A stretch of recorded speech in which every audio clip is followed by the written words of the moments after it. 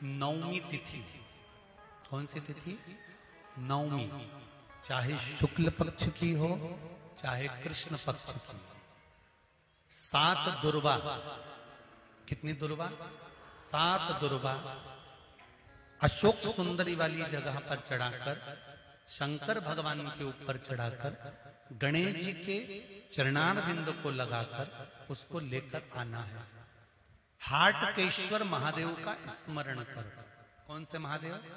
हाटकेश्वर महादेव। उसको लेकर आइए।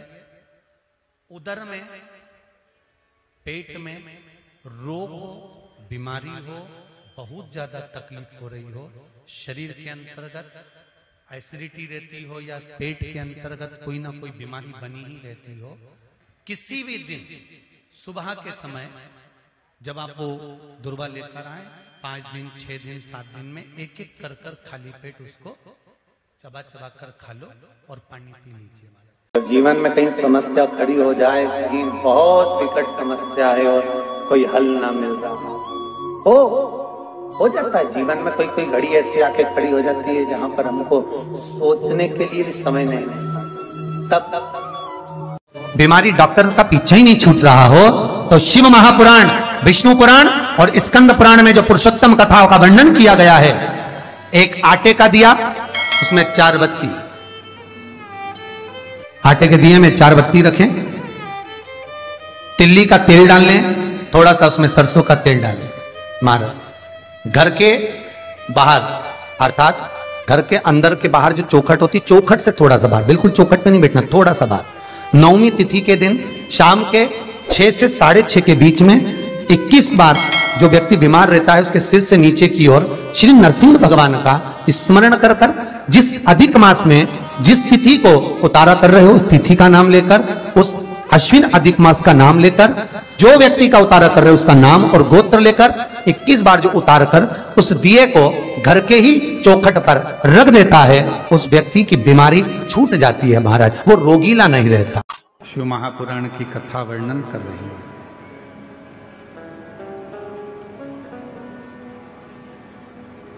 ब्रह्म में ना पढ़कर भगवान शिव के प्रति अपने मन को केंद्रित करो।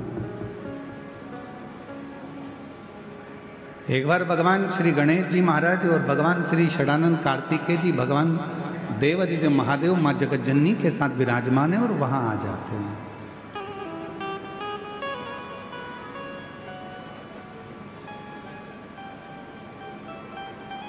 देवताओं ने जब भगवान शिव जी से बहुत विनय करा कि ये सोने का सिंहासन ले लो, ये वस्तु ले लो, ये सामग्री ले लो, शिव ने कुछ नहीं स्वीकार, कुछ भी।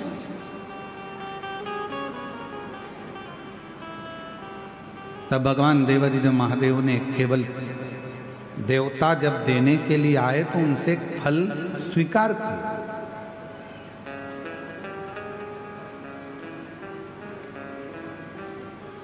एक फल स्वीकारा और स्वीकार करना भी चाहिए। शिव महापुराण की कथा कहती है कि जब हम कई तीर्थ में जाते हैं या हम किसी पुण्यमय स्थल पर जाते हैं या कोई पवित्र धाम पर पवित्र आयोजन में जाते हैं तो प्रयास करा करो कि वहां अगर कुछ थोड़ा सा भी जल का आचमन मिल जाए, थोड़ा सा।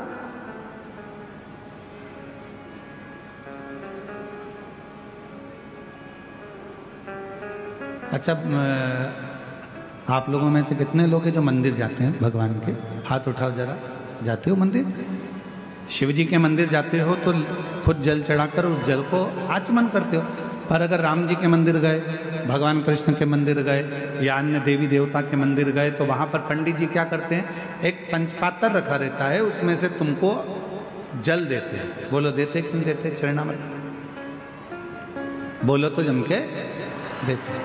कभी आपने पंडित जी से पूछा कि महाराज जी ये बताओ कि हम आपके पास में आते हैं, प्रणाम करते हैं, भगवान को नमन करते हैं और आप ये जल हमको देते हो, क्यों देते हो?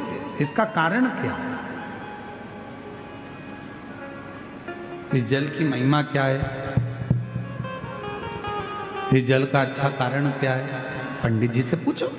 पंडित जी बताएंगे कि बेटा, इतने सारे भक्त जब मंदिर में आते हैं, स्तुति करते हैं, पढ़ते हैं, घंटी का नाद होता है, आरती होती है, घड़ियाल बजते हैं, तो जितने भी भक्त आते हैं वो अपने मुख से जब स्तुति गाते हैं तो उनकी तरंग इस जल में चली जाती है। और वो जल जब हमारे भीतर जाता है, आचमन हम करते हैं, तो हमारे भीतर के जितने भी दुख हैं, हमारे भीतर के जितने भी तकलीफें हैं, हमारे भीतर के जितने भी रोग हैं, कष्ट हैं, हमारी कहीं अकाल मृत्यु का भी योग बनता है तो वो आचमन करने से हमारा अकाल मौत भी टल जाता है।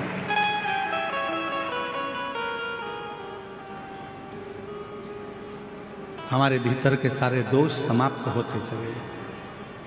उस जल में इतना बल उत्पन्न हो जाता है। अब सारे देवता आए और देवताओं ने आकर विनय करा, निवेदन करा कि शिव जी आप ये ले लो, शिव जी आप वो ले लो।